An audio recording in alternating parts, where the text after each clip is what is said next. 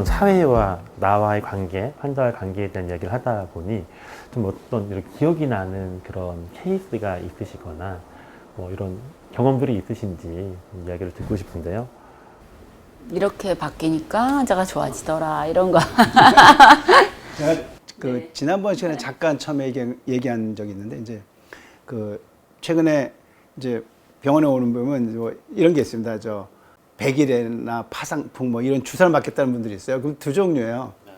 손자를 봐주려면 이제 그 자녀 딸 특히 딸이 어머니한테 우리 저 손자 봐주는데 이제 저 백일에 이런 거 맞으세요. 이게 하나 있고 또 하나는 저 자갈 보행을 이제 자갈 그 맨발로 하는데 파상풍 하려고 맞는 게 있습니다. 그래서 이제 그런 게 있고 그 정도는 이제 이게 유행이 있는데 첫 번째 케이스가 이제 그 정도로 손자를 본다는 거는 부모 할머니 입장에서는 엄청난 자기 자식이면 차라리 뭐 좀 하다가 하면 자기 책임인데 할머니나 할아버지 입장에서 만약 얘가 조금이라도 뭐 다치거나 이러면 이거는 의외로 너무나 큰 부담이세요. 그러니까 이제 그래서 그런 분들이 처음에는 즐겁게 손자를 보면서 하던 게 나중에 이제 우울증이 돼가지고 주로 이제 할머니들 그럴 때 많이 나오는 것 같아요. 그래서 제가 그런 설명을 다 해주고 그 다음에 제가 뭐라 하냐면 이거를 자제부들한테 얘기하세요. 그래서 애를 보는 건 참 즐거운데 그만큼 내가 좀 요즘 너무나 몇 년 전보다 내가 너무 좀 부담스럽다는 걸 얘기하시고 그래서 가족 간에 다시 한번 그 상의를 하세요. 그러면 또 그리고 또 그거를 얘기를 안 하시면 자녀들 입장에서는 너무 이제 둘 다 뭐 맞벌이하고 일이 바쁘다 보니까 그냥 너무나 고맙지만 바쁘다 보니까 그걸 다 못 챙기는 게 있습니다. 그래서 이제쯤은 힘든 거 힘들다고 얘기를 하세요. 이제 그럽니다. 그래서 그러고 났더니 몇 개월 동안 안 오셨어요. 그래서 내가 너무 좀 정난하게 상담을 했나고 저도 이제 잊어먹고 있다가 딴 걸린 지 6개월 만에 오셨어요. 그래서 이제 제가 이거 어떻게 되냐 했더니 그때 원장님 해주셔가지고 한 방에 낫대. 그래서 어떻게 되냐 했더니 그래서 꼭 참고 있다가 그래도 안 되겠어서 얘기했더니 사위가 당장 이제 면제 드리겠습니다. 이제부터는 애도 이제 저희들 다 할게요. 그런 바람에 그때 또 마음 약해서 붙잡지 않고 그래? 그래서 제 생각하고 낫다 그럽니다. 그래서 이제 이 상황이란 거는 이제 가족 간에 서로 협조죠. 그래서 힘든 거를 얘기를 안 하면 이제 자녀들도 서로 모르니까 그래서 힘들고 힘들다고 얘기하는 거 그거가 아마 시작인 것 같고요. 그래서 의외로 제가 그랬어요. 이거 이 정도면 약발보다 효과가 좋네. 제가 그런 게 하나 있습니다. 또 하나 제가 생각나는 거는 제가 이제 그건 대학에 있을 때 얘기인데 청소년들이 와서 이렇게 하다 보면 이제 우울증이 오는 겁니다. 그게 학업에 힘들든 또 학교에서 친구들하고 문제가 생기든 어쨌든 너무 힘들어해요. 그리고 특히 이제 학교 안에서 어떤 그 동료들 간에 또 요즘은 꼭 무슨 뭐 구타나 무슨 뭐 이런 거 아니더라도 카톡 안에서 왕따 당하는 거 가지고도 엄청나게. 그러니까 어른들 입장에서는 카톡에서 그런데 그거를 완전히 그냥 부모들은 이해를 못 하는 거죠. 그게 뭐 그런데 학생은 완전 그것 때문에 지금 뭐 모든 인생이다 그러고 있더라고요. 그래서 그럴 때 제가 그 부모님한테 얘기한 적이 있어요. 부모는 어떻게든지 합의하고 또 특히 이제 그 해당되는 뭐 부모하고 막 그러려고 그러길래 이거는 쉽지 않습니다. 그래서 이거는 한 번쯤 그 학생한테 물어봐. 학생이 원하는 대로. 만약 학생이 전학을 원하면 한번 생각해 보셔라.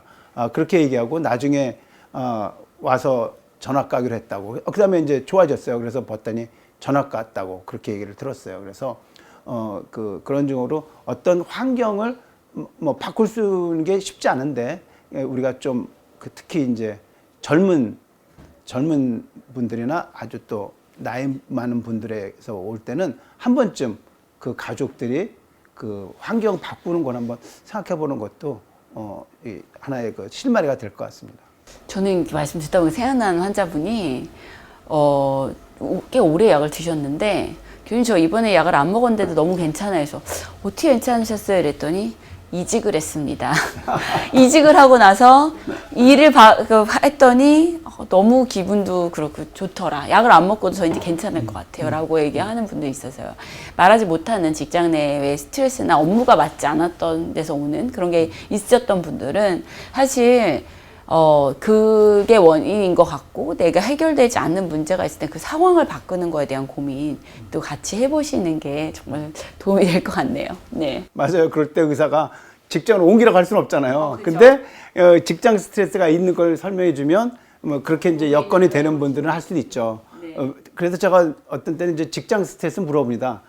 하는 일이 갑자기 뭐 이제 부서가 바뀌거나 그러면 이제 하는 일이 많아서 그러세요? 아니면 거기 있는 사람들과의 문제입니까? 이렇게 물어보면 그 또 내용이 다른 게 있어요. 어떤 때는 사람이 문제라면 그럼 부서를 한번 바꿔보세요. 그럴 수 있죠. 또 일이 너무 문제면 가서 좀 일을 이렇게 해서 그 같은 직장 내 스트레스도 약간은 다룰 수 있어서 그때 저희가 좀 이제 그거에 맞게 한번 조언해 보는 거는 또 주위에 아마 그건 이제 직장 상사들이 아마 이제 후배 직원들한테 아마 자연스러운 그런 상담을 하고 계실 거예요. 그런데 이제 조금 더 요즘 MZ 세대라고 너무 막 이상하게 생각하지 마시고 바로 내 동생이 내 자녀가 이럴 수 있다는 생각하시고 한 번쯤은 그렇게 좀 편안하게 들어주세요.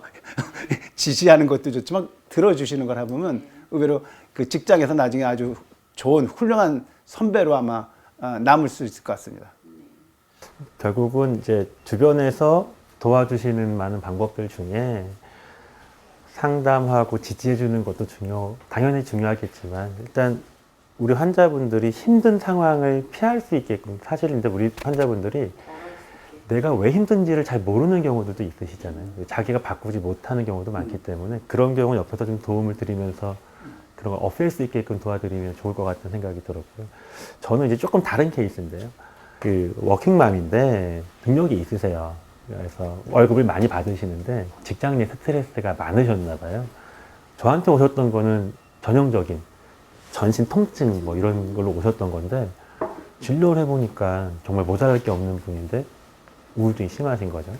그래서 이제 우울증 약 처방을 이제 드렸는데 그분이 상담하다 보니까 이제 눈물도 나고 하시면서 이제 잘 받아주셨어요. 근데 그분이 지금 어느 정도냐면 체중도 많이 기상치 비만이었거든요. 많이 줄였고 엄청 멋있게 이쁘게 생활을 잘 하시는데 얘기를 듣다 보니까 약 드시면서 한 달, 두 달 되면서 좋아지는 걸 느꼈는데 그 다음부터 이제 생활에 의욕을 좀 잡고 운동을 시작하셨대요. 그때부터 딸이 같이 했다고 그러더라고요. 엄마가 좋아 보이니까. 그 전까지는 가족들도 긴장감이 같이 있었는데 딸이 엄마가 좋아 보이니까 엄마 같이 해, 같이 해.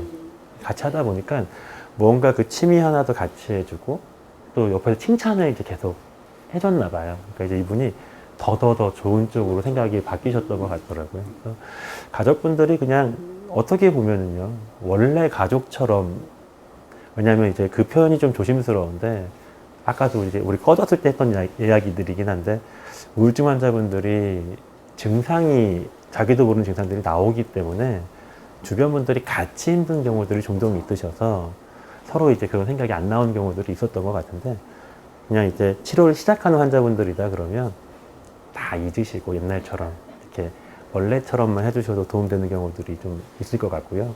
그리고 같이 가족분들이 또 같이 스트레스 해소하는 활동을 같이 하시면 더 그 도움을 받으실 수 있을 것 같아요. 그럼 또 이제 혹시 우리가 이제 도움을 주려는 어떤 상담 이런 거에서 조심할 말 뭐 이런 건 없을까요? 이제 예를 들어서 왜 그런 게 있잖아요. 이렇게 자녀 같으면 고3이면 너만 힘드니? 야, 고3은 다 힘들어. 그 정도는 견뎌야지. 이제 이러면 이거는 상처가 되는 거죠.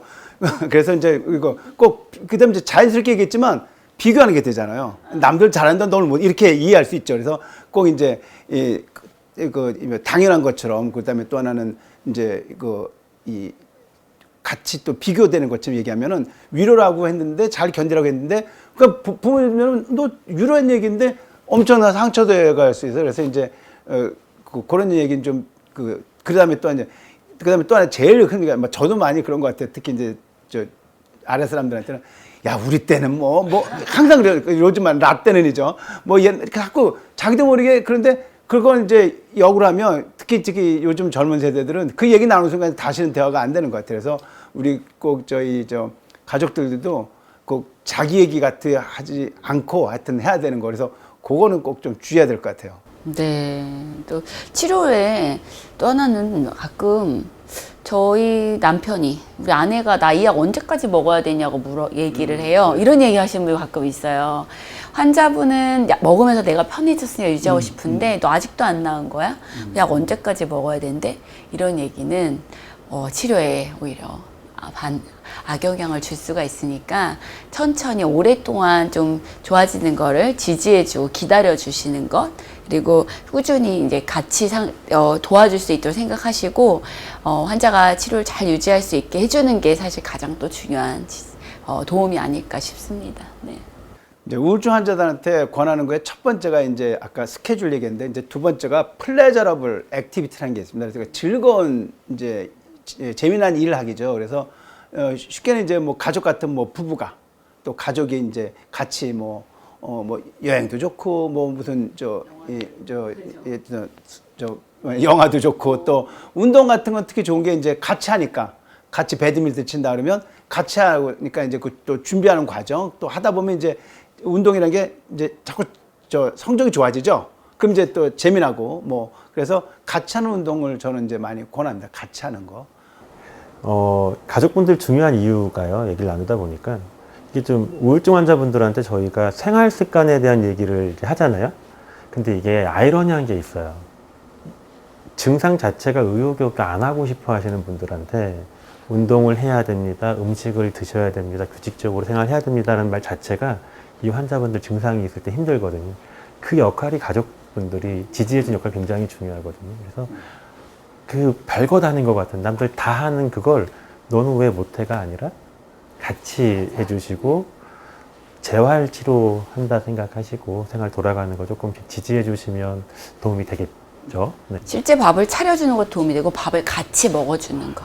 뭔가 운동도 그렇지만 누군가 식사를 대화를 하면서 하는 식사가 훨씬 더 맛도 있고 또 잘 차려놓고 먹기가 더 쉽거든요. 그렇게 먹게 되죠. 그래서 그런 식사 같이 하는 거, 운동 같이 하는 거. 또 나는 이제 일찍 자라고 그랬는데 다른 가족은 막 늦게까지 TV 보고 안 자고 막 이러는 것도 다 방해가 되니까 같이 좋은 건강 습관을 같이 만드는 거에 동참해 주시는 것도 정말 도움이 될 것 같습니다. 네.